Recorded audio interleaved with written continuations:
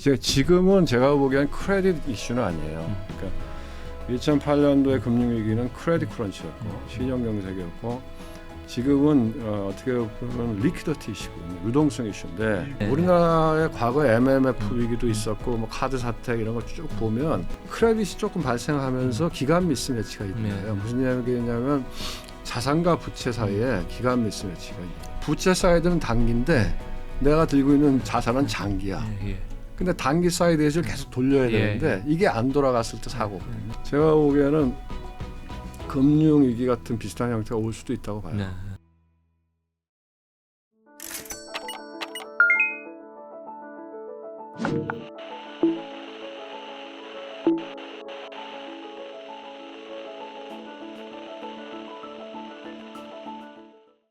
네, 안녕하십니까, 이나무입니다.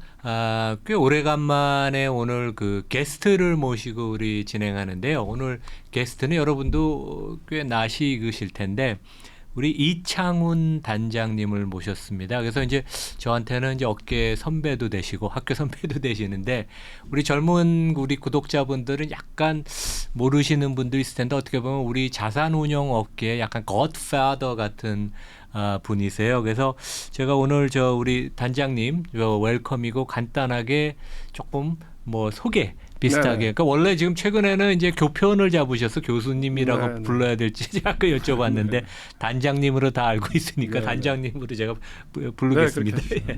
저는 1989년도에 이 업계에 들어왔고요. 그래서 그 당시에 제가 들어왔을 때는 투자신탁회사라고 불렀죠. 지금 자산운용. 3대 투신요? 그렇죠. 자산운용회사. 예. 첫 직장이 국민투자신탁이었고 그 다음에 뭐 애널리스트도 좀 했고 펀드 매니저는 제 기억에 1992년도부터 제가 펀드 매니저인 것 같아요. 그러니까 그때 당시에는 외국인이 직접 우리나라 주식을 못 샀어요. 그래서 펀드를 통해서만 투자할 수 있어서 그때 이제 온쇼어 펀드들, 외수 펀드. 외수 펀드라고 이제 외국인 돈을 맞습니다. 우리 운영사가 운영하던 거죠. 그랬다가 이제 외국인 처음으로 이제 우리나라 자본시장 자유화하면서 뭐 그런 경험을 다 했고 IMF도 경험했고 뭐 모든 지난 30년 동안에 그 이제 제가 삼성에서 제가 주식운용팀장을 삼성 자산운용 제가 설립 멤버잖아요. 그래서 그때 제가 주식운용팀장을 했었고 제가 주식운용팀장 할 때 우리 이남우 교수님이 삼성증권의 리서치 센터장을 그때 30대 아니었나요? 30대 중반이었어요. 그러니까 그때 뵀죠. 그랬고 그다음에 제가 이제 한국투신에서 CIO도 했고 그리고 이제 한국투자신탁증권 인수도 하고 그다음에 금융지주에 가서 경영관리실장도 했었고 그리고 이제 프루덴셜 자산운용에 가서 대표이사로 하는 운영이 있었고 프루덴셜 자산운용이 요즘은 이제 뭐로 바뀐 거죠? 지금 한화로 인수됐죠. 한화 자산운용. 그 당시에는 그게 외국계 중에서 제일 컸었죠. 그 당시에 자산 규모가 한 10조 됐었으니까.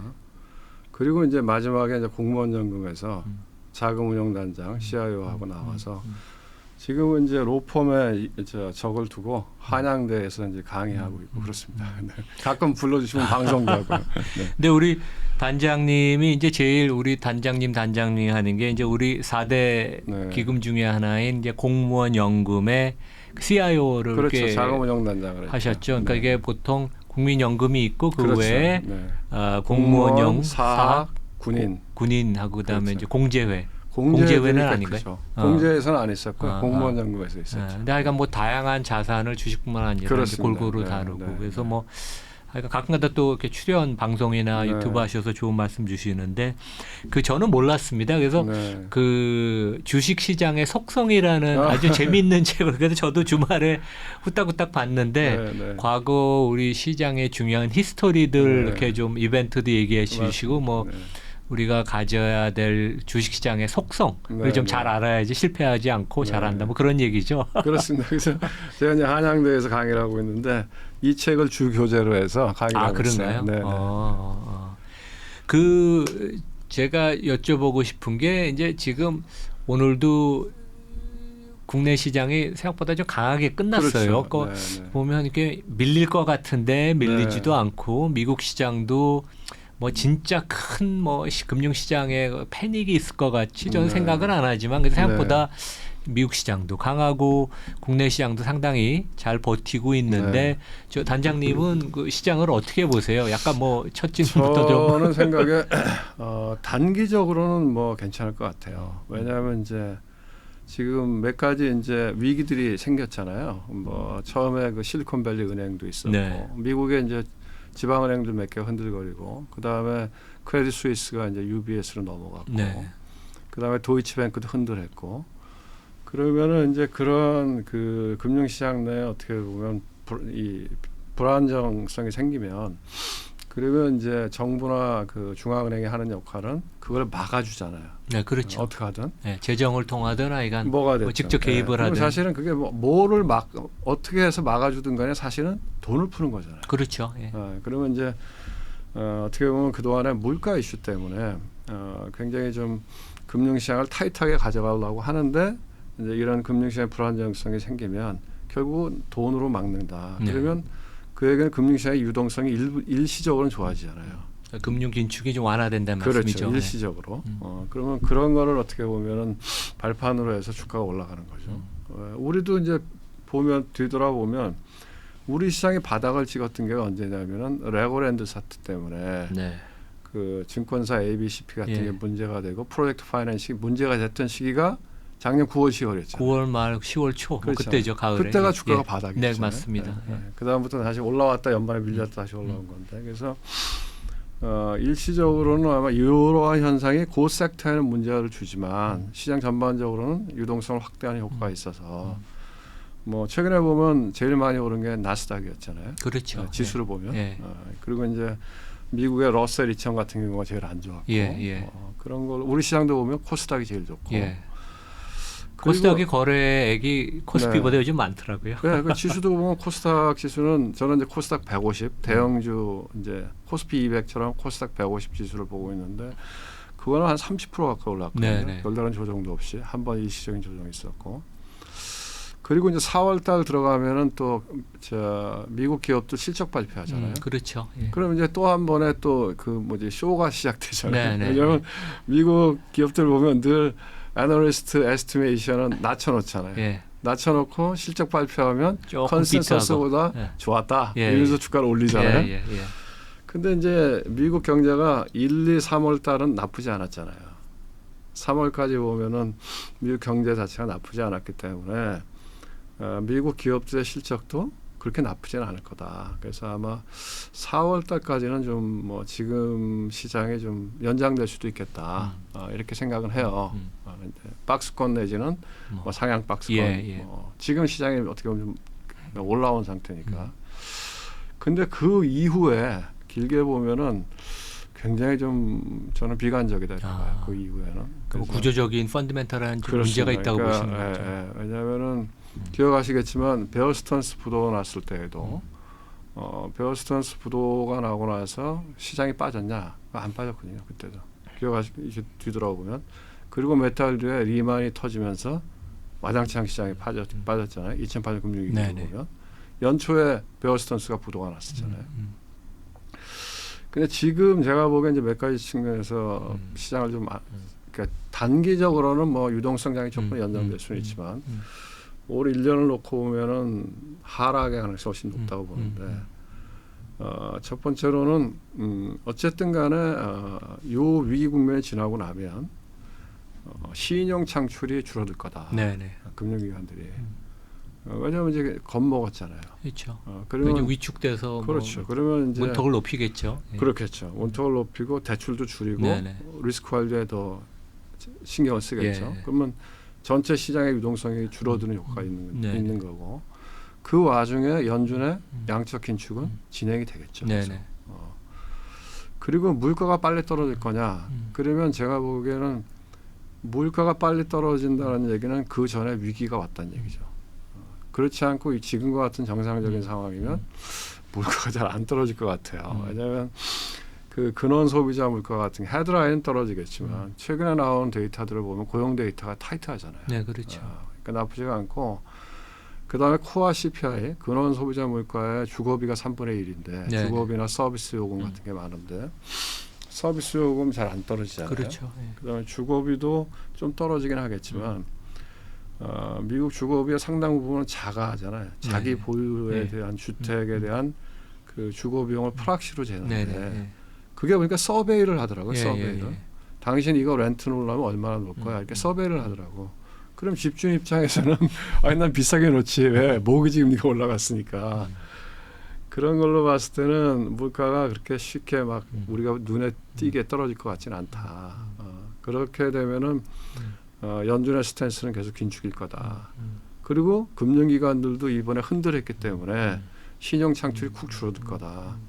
그런데 이 상태에서 연준의 경기 예측을 보면 뭐 0.6%인가 그렇잖아요. 1% 미만으로 올해 네. 성장률을 보고 있죠. 예. 근데 1분기가 3%잖아요. 예. 그 얘기 뭔 얘기예요? 예. 앞으로 계속 떨어진다는 예, 예. 얘기고 하반기에 가서는 마이너스일 수도 있다는 얘기잖아요.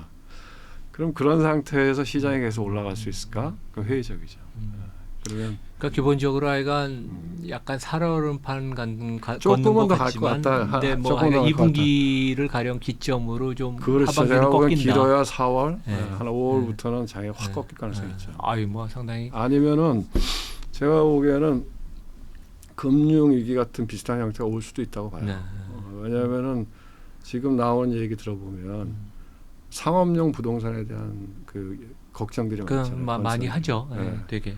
근데 저도 그 공무원 연금에서 있을 때 많이 이제 우리나라 국민연금도 똑같고 무슨 생각을 하냐면 중위험 중수익 뭐 미들 리스크 미들 리턴 사실 꼭 그렇지는 않아요. 근데 이제 소위 대체 투자를 늘려야 된다는 게 화두거든요. 네, 국민연금 그렇죠. 마찬가지고 네. 해외 투자 확대, 네. 대체 투자 확대. 네, 네.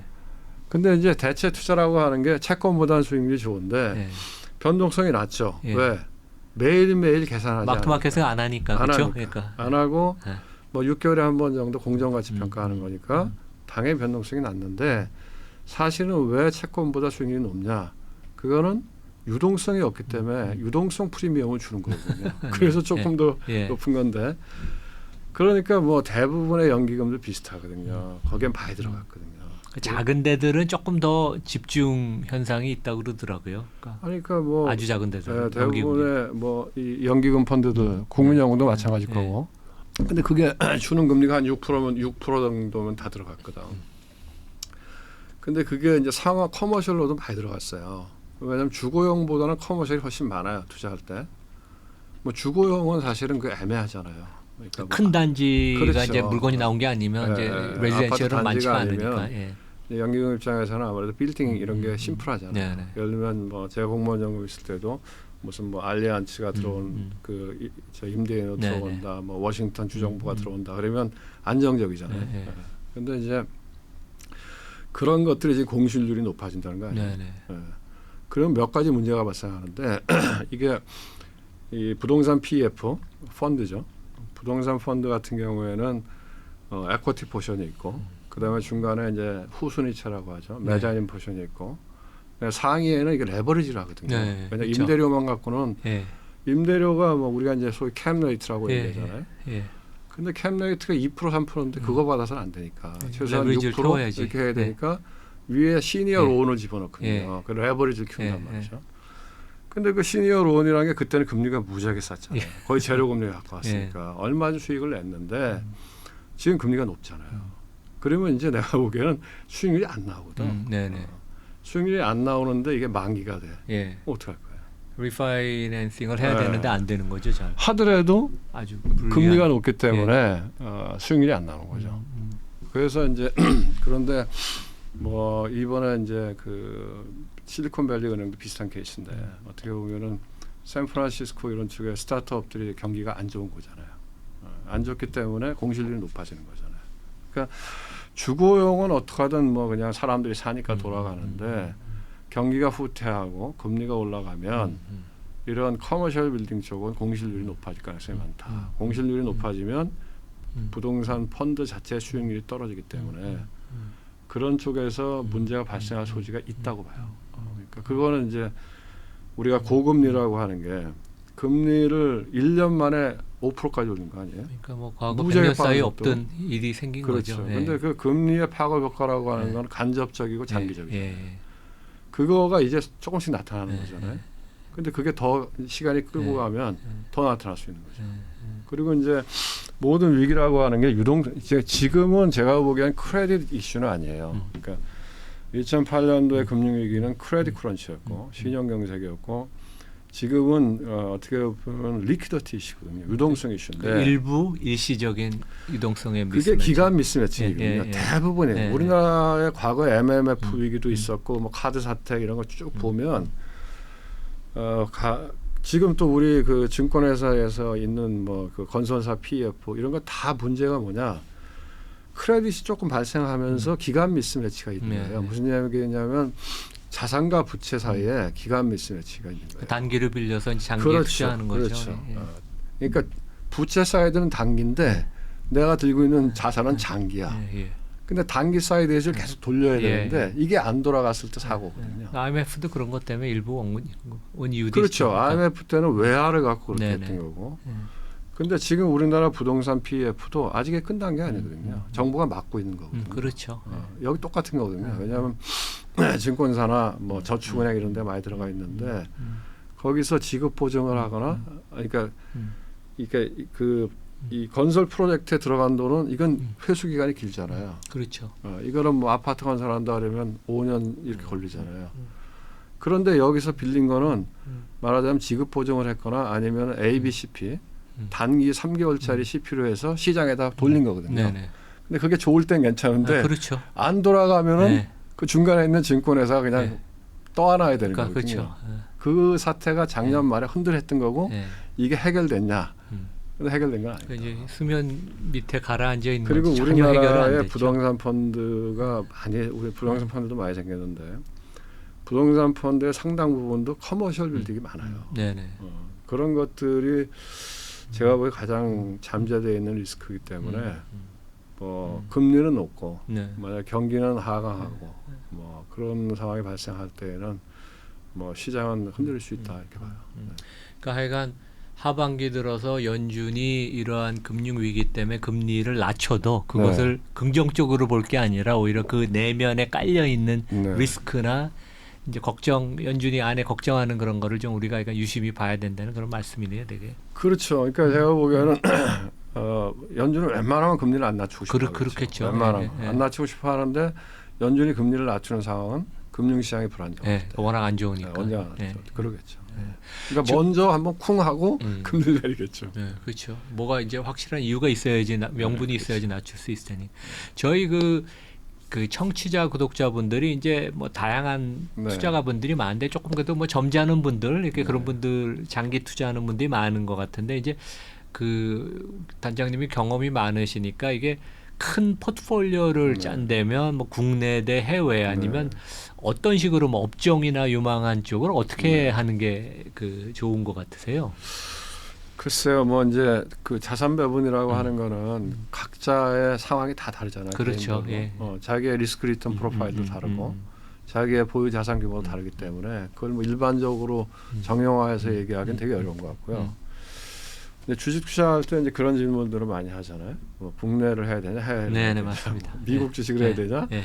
국내 주식을 해야 예, 되냐. 예, 그럼 예. 이제 두 가지 견해가 있는 것 같아요. 하나는 저도 이렇게 보면 미국 주식은 비싸다 밸류에이션이. 네네. 그러니까 앞으로는 한국 주식이 더 유망하다 예, 예. 뭐 이런 얘기도 하는데 틀린 얘기는 아닌 것 같고요. 예. 근데 제가 생각하기에는 트레이딩의 관점에서는 한국 주식이 맞는 것 같고 롱텀으로 바이앤홀드하는 개념에서는 미국 주식이 맞는 것 같아요. 예. 왜 그렇게 보냐면 이제 그렇게 뭐 이렇게 이야기하면 또 뭐라 그러시는 분이 있을 수 있는데. 물론 이제 미국 주식이 비싸요. 왜냐하면 전 세계 GDP에서 차지하는 비중이 미국의 GDP가 옛날에는 3분의 1이 넘었는데 한 40% 됐는데 지금은 30% 정도밖에 안 되잖아요. 네네 그렇죠. 근데 시가총액은 50%가 넘잖아요. 예, 그러니까 이제 어떻게 보면은 그 주가라고 하는 게 그 나라의 경제를 반영한다고 보면 네. 미국 주식은 비싸죠. 밸류에이션이. 그건 뭐 틀림없는 사실인데. 근데 이제 제가 보기엔 그 비싼 이유가 있는 것 같아요. 뭐 여러 가지 뭐 이 교수님도 아시겠지만 그 일단은 뭐 지금 현재 우리가 살아가는 시대가 시장 자본주의잖아요. 그럼 시장 자본주의를 대표하는 나라 미국이잖아요. 네네. 그럼 거기는 진짜로 시장 자본주의인 것 같아요. 근데 우리나라는 최근에 우리가 뭐 몇몇 가버넌스 이슈들을 정부에 개입되는 걸 보면 네. 갸우뚱하잖아요. 네. 갸우뚱하잖아요. 누구를 위해서 회사가 운영이 되느냐 뭐 이제 이런 근본적인 질문. 그리고 거기는 이제 기본적으로 주주를 위해서 하죠. 예. 주주가 이제 시장의 권력을 갖고 있는 상태고, 그러니까 배당도 하고 자사주 매입도 하고, 그다음에 어쨌든 새로운 혁신이나 기술 네. 이런 것들은 제일 먼저 미국이 가장 강력하고, 그다음에 또 하나의 이유는 기본적으로 달러가 기축통화잖아요. 네네. 근데 우리가 이렇게 뒤돌아보면 추세적으로 보면 일시적으로는 달러가 약해지지만 추세적으로는 달러는 저는 계속 강해지는 것 같아요. 왜냐하면 우리가 지난 30년을 보면 700원, 800원 했잖아요. 네네. 기억나시죠? 예, 그렇죠. 700원, 800원 네. 했던 환율이 계속 올라오잖아요. 네. 지금 1,300원 예. 떨어졌다고 하더라도 네네. 달러 인덱스가 제 기억으로는 2008년 금융위기 때 많이 올라갔다고 해서 103인가? 예. 그렇게 80에서 100까지 올라갔다 네네. 엄청 올라갔다고 얘기했거든요. 그런데 그 달러 인덱스가 이번에는 또 그게 한 115까지 올라갔잖아요. 그렇죠. 그러니까 기본적으로 기축통화인 달러를 갖고 있고 뭐 이러저러한 이유들을 보면 롱텀 인베스팅 입장에서 예를 들면 10년 투자한다고 하면 제가 보기에는 뭐 미국 주식이 유망한 것 같고, 그런데 이제 우리나라 같은 주식들은 우리가 이머징 변방이잖아요. 사실은 어떻게 보면 그 글로벌 인덱스에서 보면 한국이 한 2%잖아요. 2%. 그렇죠. 그러니까 어떻게 보면 주식으로 보면 중소형주잖아요. 네네. 소형주지 소형주. 네, 소형주에. 근데 소형주가 한 번씩 이 운대가 맞으면 많이 올라가잖아요. 이제 그런 관점에서는 뭐 우리 시장이 접근할 만하다 이렇게 봅니다. 그러니까 길게 보면 아이가 미국 주식이 좋으니까 깔고 가는 좋은 종목들은 이제 오래 보유할 네. 만한 것들이 있고, 한국 시장은 좀 치고받고 하더라도 약간 네. 시세를 낼 수 있는 그런 기회들이 좀 그렇죠. 있다. 뭐 우리도 한번 시세를 내면 뭐 1년, 1년 반 이 네. 사이에 뭐 주가가 한 50%씩 지수가 오르고 그러잖아요. 그러니까 그런 맥락에서는 괜찮죠. 그러니까 여건이 됐을 때, 예를 들면 뭐 여건이라고 하면 심플하잖아요. 세상이 평안할 때, 그렇잖아요. 세상이 평안할 때. 그러면은 뭐 빅스도 네. 떨어지고 달러도 약세가 네. 있고, 그럴 때는 이머징 마켓이 좋고, 이머징 마켓은 뭐 살까 하면 한국 사잖아요. 그런 맥락에서는 좋죠. 네. 그 단장님 그 주식 시장의 속성 그 책을 보면 제가 쭉 네. 보다가 중간 이후에 이제 주식은 언제 팔아야 하는가, 이게 어떻게 네. 보면 이제 운영을 오래 하셔서 주식을 사고 팔고를 많이 하셨는데, 이제 개인 투자가들은 내가 저평가된 좋은 종목을 살 수는 있는데 네. 이걸 팔아야 되는지 아니면 팔면 언제 팔아야 되는지 모르는데, 그 뭐 어떠한 뭐 요령이 있나요? 그냥 뭐 저는 생각하기에 그런 생각이 드는데, 저도 나와서 이제 개인 투자를 해보면서 느끼는 건데요. 기관에서 그 포트폴리오를 운영하는 것과 개인이 개인 투자를 하는 거는 완전히 다른 게임 같아요. 그러니까 이제 기관은 어떻게 보면 벤치마크를 놓고 지수를 이겨야 되고, 그다음에 뭐 당장의 이득 이런 거보다는 자산 배분의 관점에서 롱텀으로 보고 뭐 이런 거니까. 근데 개인은 사실은 이제 주식을 갖고 매매를 하잖아요, 그죠? 그러니까 내가 싸게 사서 비싸게 팔아야 되잖아요. 그러니까 그 언제 팔아야 되느냐 그런 건데, 제가 보기엔 가장 기본은 그거죠. 이제 기본은 주식이라고 하는 게 좀 이렇게 시간을 놓고 보면 결국은 그 펀더멘탈을 반영하잖아요. 네, 그렇죠. 그리고 당장은 아니지만 결국은 그렇죠. 다 반영이 되니까. 그리고 이제 그렇죠. 우리나라 시장은 제가 보니까 밸류에이션 관점보다는 어떻게 보면 모멘텀, 네. 영업이익의 모멘텀. 네. 그러니까 예를 들면 영업이익이 이렇게 늘어나는 기업들은 밸류에이션이 엄청 높아지잖아요. 그리고 그렇지 않고 정체하거나 하락하는 기업들은 사실은 그 기업의 M&A 관점에서 A라는 회사와 B라는 회사 뭐 살래 하면 당연히 A라는 회사를 사는데 주식의 관점에서는 다르잖아요. 네, 그렇죠. 최근에도 그런 게 예, 뭐 우리도 교수님도 뭐 하셨지만은 뭐 2차 전지 이런 거 보면 뭐 에코프로, 에코프로비엔 또 에코 뭐 있던데요. 그 세 개사의 합한 시가총액이 현대차하고 같다. 또는 뭐 비싸다. 그럼 M&A 관점에서 보면은 현대차를 가질래? 아니면 에코프로 그룹을 가질래? 그러면 뭐 열이면 열 다 현대차를 갖겠다 그러지 않겠어요? 그러니까 뭐 대부분은 그렇겠죠. 그렇겠죠. 그리고 또 보면은 뭐 에코프로 같은 게 지주사인데 똑같은 지주사인데 보면은 뭐 LG나 삼성물산 지주사잖아요. 그것들은 PBR이 한 0.5배인데 이거는 뭐 작년 기준으로 한 10배, 뭐 포워드 기준으로도 6배. 네. 그러니까 이제 그런 그 밸류에이션의 이제 과도한 현상 이런 것들이 늘상 일어나는 시장이니까 그래서 결국은 뭐 약간 트레이딩 관점에서 보면 영업이익이 늘어나는 그런 그 성장 산업에 투자하는 게 맞는 것 같아요. 우리 시장에서는. 그런데 이제 언제 팔아야 되냐 그러면 장기 투자자 입장에서는 더 이상의 성장이 안 될 것 같을 때, 더 이상 추가적인 성장이 잘 이루어지지 않을 거라고 예측될 때. 그러니까 성장의 모멘텀이 꺾일 것 그렇죠. 같은데요. 그렇게 꺾이는 걸 확인하면 안 되고 네. 알기는 좀 어려운데. 우리는 무작위 시장이 빠르잖아요. 그러니까 시장의 반응이 반영되는 빠르게, 게 빠르죠. 빠르기 네. 때문에 네. 그렇게 예상될 때 그때 꺾어야 되는 게 맞는 것 같아요. 그러니까 이제 대표적인 우리나라 시클리컬했던 주식들이 다 반도체 네. 그랬잖아요. 네. 보면은 주가가 먼저 한 6개월에서 6개월 정도 선행해서 꺾이고 이익이 한 6개월 뒤나 1년 뒤에 영업이익이 꺾이기 시작하잖아요. 근데 그 전에부터 이제 추가적으로 뭐 언제 되면 안 늘어날 거야 이렇게 다 얘기하잖아요. 네네네. 그러니까 그런 시점에서 파는 게 맞지 않나 그런 생각이 들더라고요. 그러니까 이게 과거보다는 이 이익의 정점, 이익의 바닥에 대한 애널리스트의 기대치, 시장의 그런 논의가 활발해진 거는 맞는 것 같아요. 그러니까 맞는 옛날보다 것 같아요. 시장은 똑똑해진 것 같아요, 되게. 똑똑한데 우리 시장은 굉장히 이게 과도하게 올랐다, 과도하게 빠졌다 이런 현상을 저는 생각하기에 참 역사는 반복되고 사람들은 똑같다 이런 생각이 들어요. 그러니까 이제 인간의 속성이라는 게 안 바뀐다는 생각을 해요. 왜냐하면 이제 어떤 테마주 이런 거 들면은 뭐 기억하시겠지만은 뭐 한참 전에 우리 화장품주 난리였잖아요. 그때 그때는 아모레가 퍼시픽이 잘 나갔죠. 그 아모레 퍼시픽의 시가총액이 백화점 4군데 시가총액 다 합한 거보다 컸어요. 아, 그랬나요? 그래서 그때 농담 삼아서 그 백화점에 들어가면 1층에 아모레 퍼시픽 매장이 조그맣게 하나 있잖아요. 코너가. 그런데 그 아모레 퍼시픽의 시가총액이 백화점 2-3개 합한 거보다 컸으니까. 그때는 백화점도 또 돈을 좀 벌 때죠. 그렇죠. 요즘하고는 틀리게. 그래서 그때는 장기 투자가 언제일까? 뭐가 장기 투자냐? 그러면 정관에 우리 화장품 사업한다 하는 거 들어갈 때까지 들고 있다가 팔면 된다. 그랬고 바이오 주식도 마찬가지였고 뭐 불과 얼마 전에는 카카오뱅크 같은 주식이 금융지주 시가총액보다 커지는 현상을 봤잖아요. 아무래도 그 은행인데 이게 세상이 변했다 이제 그런 얘기를 많이 했었죠. 그렇죠. 그러니까 이제 제가 보기에는 기본적으로는 더 이상 좋아질 것 같지 않을 때 장기 투자 입장에서는 그때 파는 건 맞는데 그 중간중간에도 누구나 봤을 때 과열이라고 하는 게 보이죠.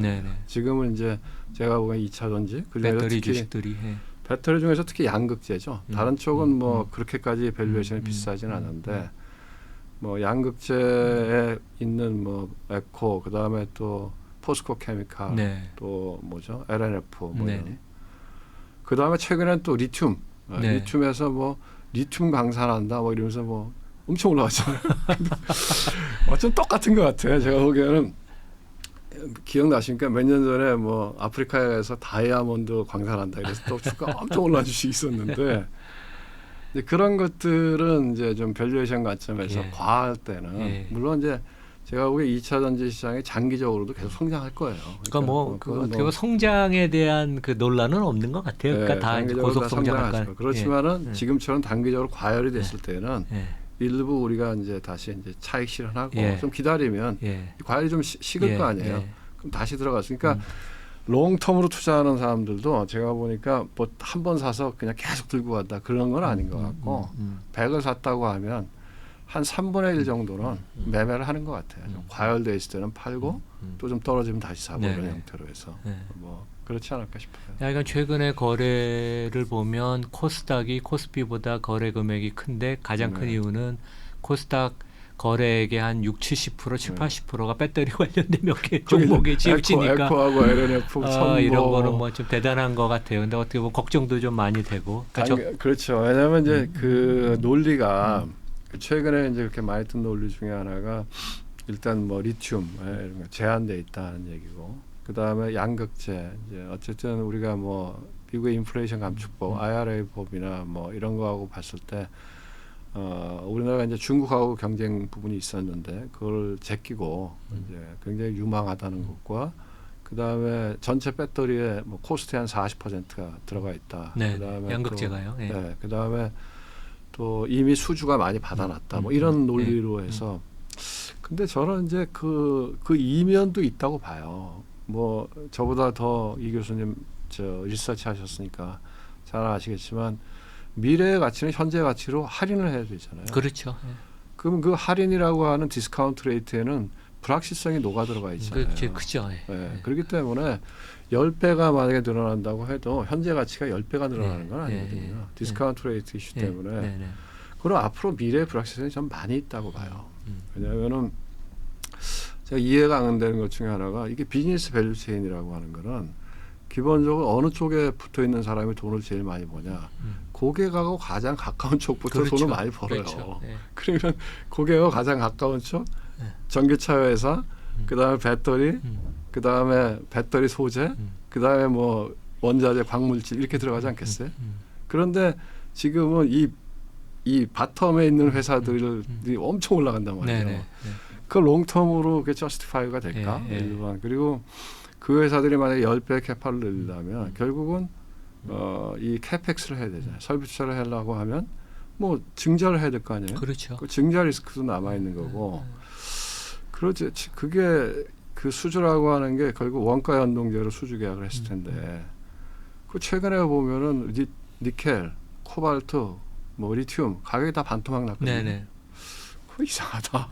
그리고 제 생각에 리튬이 부족하다고 하는데 우리가요. 제가 그 초등학교 다닐 때부터 들었던 얘기가 뭐냐면 100년 지나면 원유가 없어진다 그랬거든. 고갈된다고. 예. 그래서 큰일이라고. 그런데 새로운 기술이 기름 아껴 써야 된다고 옛날에 많이 그랬죠. 근데 새로운 기술이 나오면서 원유가 계속 그러니까 늘어나잖아요. 그렇죠. 쉐일 채굴할 수 오일도 있는. 나왔고. 그렇죠. 그럼 제가 보기엔 뭐 리튬이 됐든 코발트가 됐든 그게 진짜로 그렇게 중요한 그 비싸다고 하면 그것도 어디선가 어떤 방식으로든지 저는 만들어낼 거라고 아니면 대체할 수 있는 다른 또 광물을 찾고 뭐 그래서 그렇겠죠. 뭐 그런 거기 때문에 지금은 분명히 쏠림 현상이 있고 특히 이제 외국인하고 기관이 지속적으로 팔고 있는 상태에서 괜히 그 물량을 다 받아내는 거는 단기적으로는 좀 위험해 보여요. 롱텀으로는 괜찮아 보이는데 단기적으로는 좀 조심하는 게 필요하다. 그러니까 뭐 이차 전지 배터리 주식은 뭐 장기적으로는 성장성이 그렇죠. 있지만 단기적으로 너무 과매수돼서 그러니까 몇 종목은 그런 것 같아요. 몇 종목. 조심하죠. 네. 그 단장님 보면 그 코리아 디스카운트 뭐 네. 이제 거버넌스 얘기 책에도 특히 후반부에 많이 네. 적으셨는데 이제 최근에 보면 저희 같은 좀 그러니까 이제 올해 시장을 보고 전문가들이 보기에는 뭐 은행주도 그렇고 뭐 KT 사태 그다음에 이제 포스코도 약간 좀 얘기가 있는데 이게 조금 이상하게 보이는데 어떻게 생각하세요? 이게 어떻게 보면 주인이 없는 회사라는 건 없는데 왜냐하면 뭐 상장 기업 아니면 주식회사의 주인은 주주고 주주는 어차피 있는 건데 그러니까 최근에 논란 그 외국인들도 보면 한국이 좀 잘 변하는 것 같다 갑자기 요즘 주춤해서 좀 놀라는 것 같아서 이거 이상하다 좀 최근에 몇 명 투자가들 만났거든요 외국 투자가들 또 그런 얘기도 하고 단장님은 어떻게 생각하십니까? 예. 저도 뭐 문제가 있다고 생각하죠. 왜냐하면 제가 여기 책에도 코리아 디스카운트 원인을 몇 가지 얘기할 때 뭐 우리가 이제 MSCI 이머징 인덱스에 있기 때문에 제대로 된 돈을 못 받고 있다. 이제 그런 것들 선진 시장에 꼭 들어가야 된다. 월드 인덱스에 들어간다. 그런 거 적으셨더라고요. 그러니까. 그게 제일 중요한 포인트 중이고 그다음에 또 거버넌스 이슈가 있었고 그다음에 이제 규제 이슈, 레귤레이션 이슈. 한전 부분 명확하잖아요. 규제 이슈. 한전이 우리 생활에 꼭 필요한 전기를 만드는 회사하고 독점이잖아요. 독점인데도 불구하고 대규모 적자가 나잖아요. 그건 규제 이슈죠. 포퓰리즘, 정치권과. 그래서 저는 생각하기에 그 우리 코리아 디스카운트의 하나의 원인 중에 하나는 전 정치라고 봐요. 왜냐하면은 제가 이렇게 봐보면 이 자유시장 경제라고 하는 거는 반드시 민주주의 체제하고 같이 가야 돼요.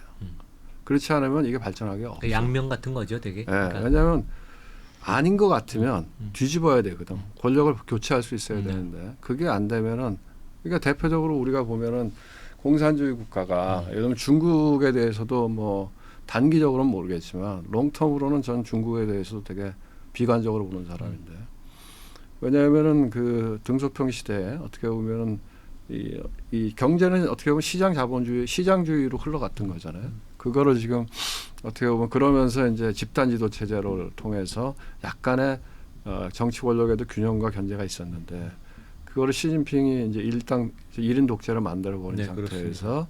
시장 경제가 워킹하겠느냐? 네. 그거 안 된다고 봐요. 네. 대표적인 얘기가 북한 보면 알아요. 네네. 우리가 60년대까지는 북한이 우리보다 앞에 있었잖아요. 그렇죠. 지금은 뭐 차이가 안 예, 나죠. 예. 뭐 러시아도 마찬가지고. 근데 저는 이제 왜 정치가 중요하다고 생각하냐면 권력에 사회를 움직이는 힘이 정치, 경제, 사회, 문화다 이거죠.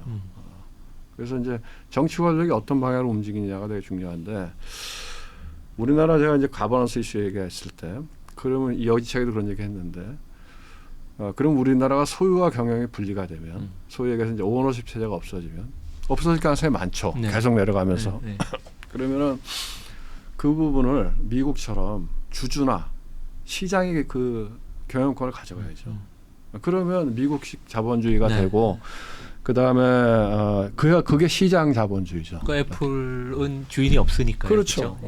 뭐 아니 미국은 최근에 혁신기업들 빼놓고는 대부분이 그 소유와 경영이 분류가 돼 있잖아요. 그렇죠. 이제 그런 경우에 주가가 이제 밸류에이션이 달라지는 거죠. 주주를 위한 경영이 되기 때문에. 근데 우리나라는 제가 이 책에도 썼는데 과연 오너십 체제가 물러났을 때 그 빈틈을 시장이 가져갈 수 있겠느냐. 아마도 정치권이 갖고 가지 않을까. 그런 면에 대해서 장기적으로 그런 세상이 20, 30년 후에 오면 되게 비관적이네요. 그런 면에서 제가 그런 컨설을 얘기했는데 그런 게 보이는 것 같아요. 네. 지금 왜냐하면 이제 KT 같은 경우에도 그 신문 헤드라인을 보면 두 가지 이슈예요. 하나는 뭐냐면 주인이 없는 회사. 예. 주인이 없는 회사들이 말하자면 뭐 니들끼리 뭐 이 카르텔을 만들어서 내부 인사들만 추천돼 갖고 뭐 이렇게 하고 있다. 그러니까 정치권에서 그런 비난을 했죠. 아니 그런 거를 왜 국회의원들이 나와서 얘기를 하죠? 말이 안 되죠. 예. 만약에 거기에 뭔가 비리가 있다고 예, 하면 예. 그건 경찰이나 검찰이 예, 조사해서 예. 법적으로 처리하는 그렇죠. 문제죠. 그거를 정치적인 압력으로 그렇게 하는 게 맞나요? 그리고 이제 제가 생각하기엔 주인이 없다. 아니 왜 주인이 없어요? 아니 주주가 있는데 오히려 그렇죠. 바람직한 회사죠. 예. 왜냐하면 오너십이 아니고 예, 예. 어떻게 보면 소유와 경영이 분리가 돼 있는 상태잖아요. 그 오너십 체제 하에서 여러 가지 문제점을 우리가 SM에서 봤던 거 아닙니까? 이수만 회장이 여러 가지 사익을 위해서 이렇게 주주의 이익을 훼손하는 걸 봤잖아요. 그러니까 사익 편취라는 네, 이제 용어를 그래서- 쓰죠. 그래서 예. 어떻게 보면 소유와 경영이 분리된 게 바람직한 지배구조라고 하는 얘기를 수없이 했던 거 아닙니까? 예. 그러면은 주인이 없는 회사 좋은 거죠. 지배구조 측면에서. 그리고 거기에 왜 내부 출신만 올라왔냐? 아니 세상에 그러면 민간 회사 봅시다. 민간 회사에 내부에서 사원부터 쭉 일해서 경쟁하고 회사에 기여를 많이 한 사람이 끝에 가서 임원도 되고 대표이사도 되잖아요. 몇천 대 1의 경쟁률을 뚫고 이제 위에 올라간 후보군들이 있는 그렇죠. 거죠. 그러니까, 예. 아니 미국 회사를 봐봐요. 저도 뭐 프루덴셜에 있었지만 프루덴셜에서 뭐 한국에서 대표이사를 했지만 거기도 보면 소유와 경영이 다 분리가 돼 있죠. 그런 경우에 정치권에서 야 너는 안 되고 너는 돼 이런 얘기 하나요? 그 택도 없는 미국에서 얘기죠. 시열도 안 막히죠. 만약 미국에서 그런 얘기를 했다고 하면 정치적인 이슈가 돼서 예. 그 얘기를 안 하지. 그런 예, 얘기를 예, 했다가는 완전 예. 히 정치적으로 매장 예, 나가니까. 그러니까 거기는 시장 자본주의가 형성돼 있는 거고. 근데 그렇게 내부 출신이 올라가서 사실은 잘 된 거 아닙니까? KT도 그동안에 맨날 주가가 바닥에 있던 게 어쨌든 내부에서 올라가서 아는 사람이 하니까 KT도 그래도 뭐 SK텔레콤하고 어깨도 견워받고 포스코도 지금 그런 케이스고. 근데 모르는 사람이 외부에서 와서 한다. 제가 저 공공기관에 있을 때 경험을 했거든요. 지난 정부에. 지난 정부에서 위에 온 사람들은 다 바깥에서 10년 동안 바깥에 있던 사람들이에요. 왜? 정권이 10년 만에 바뀌었으니까. 네네. 그럼 그분이 오셔서 이 내부를 아냐? 잘 몰라요. 뭐 관심도 별로 없으시겠죠. 관심 또. 있죠. 근데 뭔 얘기하나? 적폐청산 얘기. 적폐청산. 내내 지난 정부에 예. 온 공공기관장들은 적폐청산 얘기했거든. 예. 밑에 실무 일하는 팀장들 무슨 생각하는지 알아요? 페이퍼워크 해. 근데 얘기해요. 몇 년 뒤에는 또 뒤집혀요. 예. 맨날 오면 변화와 혁신, 적폐청산 얘기하는데 그게 내용이 5년, 10년마다 똑같은 내용이 요번에 여기 갔다 저번에 저기 간다는 거죠. 그러면 그런 사람들이 와서 그래도 공공기관은 독점이잖아요.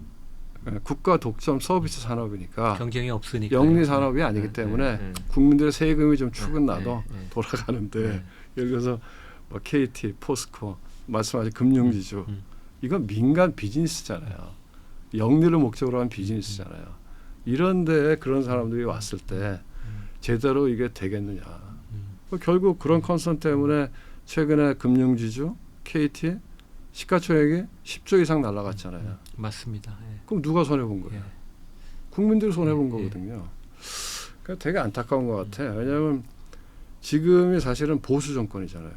그러면 사실 보수 정권이라고 하면은 원래 자유와 시장의 자율이 더 존중되는 그런 걸 가치로 삼는 게 보수 정권이고 진보 정권 야 그렇게 해서는 뭐 이게 양극화 문제나 사회적인 약자들이 많이 힘드니까 좀 더 정부가 큰 정부가 돼서 들어가서 개입을 해서 이걸 좀 평균화시키자. 나누자. 예. 이게 진보 정권인데 맞습니다.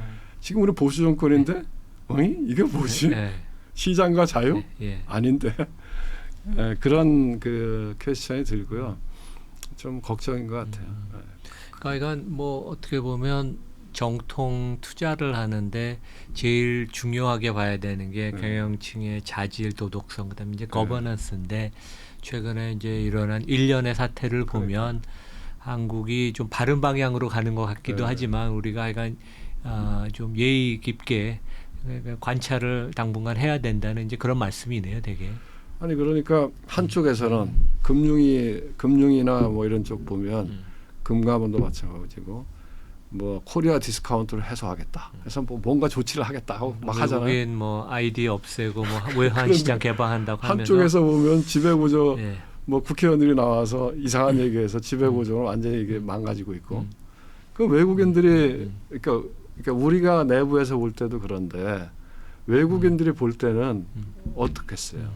그러니까 제가 보기에 최근에 보면 금융지주들 무지하게 주가 빠졌잖아요. 네. 외국인들이 쉬지 않고 팔던데 왜 그러겠어요? 야 이거 안 되겠다 한국은 그런 생각하지 않겠어요?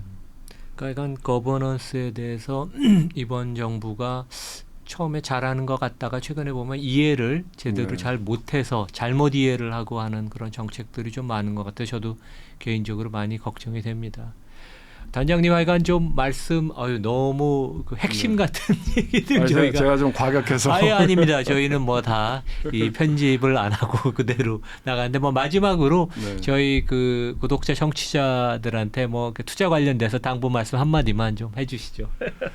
아니 뭐 저보다 더 뭐 잘하시는 분이 많이 있을 텐데요. 근데 뭐 결국 참 투자라는 게 해보니까 무지하게 어려운 일인 것 같아요. 그러니까 결국은 뭐 자기가 감내할 수 있는 수준이 어디냐 하는 뭐 자기가 감내할 수 있는 범위에서 위험 관리가 중요한 것 같고 그 다음에 이제 따라서 하는 것보다는 뭐가 됐든 자기가 아는 범위 내에서 투자하는 거 그게 중요한 것 같아요. 모르는 거 너무 걔 가서 남의 얘기 듣고 하지 말고 내가 아는 범위 내에서 그렇습니다. 그 뭐 약간 워런 버핏 말씀하고도 비슷하네요. 네, 하여간 오늘 저 단장님 너무 감사하고요. 별 말씀입니다. 예, 하여간 저 다음에 또 우리 기회가 되면 다시 한번 모시겠습니다. 네. 불러주셔서 고맙습니다. 예, 감사합니다. 네, 감사합니다.